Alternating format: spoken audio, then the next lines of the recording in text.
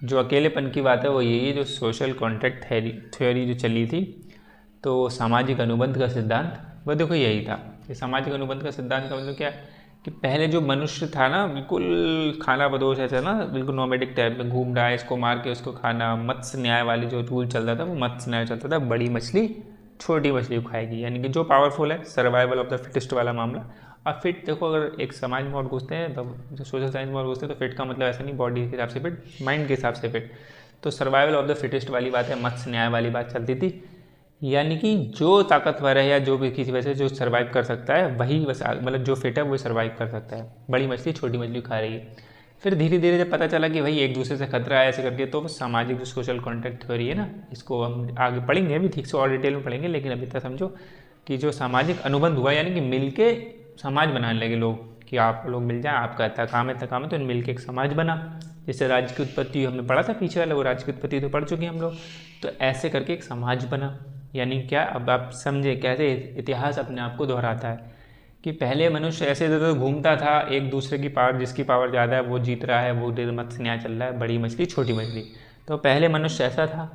फिर क्या है, फिर समाज बनाया उसने, अलग अलग था, फिर समाज बनाया, यानी कि एक जगह इकट्ठा हुआ,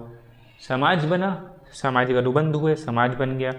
समाज बन गया, उसमें परिवार बन गया, अंदर अंदर संयुक्त परिवार, यानी कि सब लोग साथ में रहने लगे, एक परिवार के, एक जैसे सोचने वाले, एक जैसे काम करने वाले वो एक जगह रहने लगे, एक जैसे दूसरे काम करने वाले वो एक जगह रहने लगे, ठीक है, एक जैसे मेल खाने में लग लेते हैं, परिवार बन रहे, संयुक्त परिवार बने।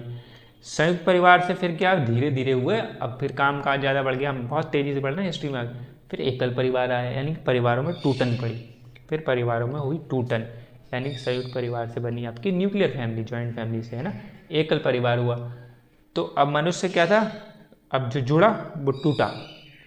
अब क्या है, तकनीक घुस गई, अब आ गई तकनीक, तो तकनीक से मनुष्य और अकेला पड़ गया,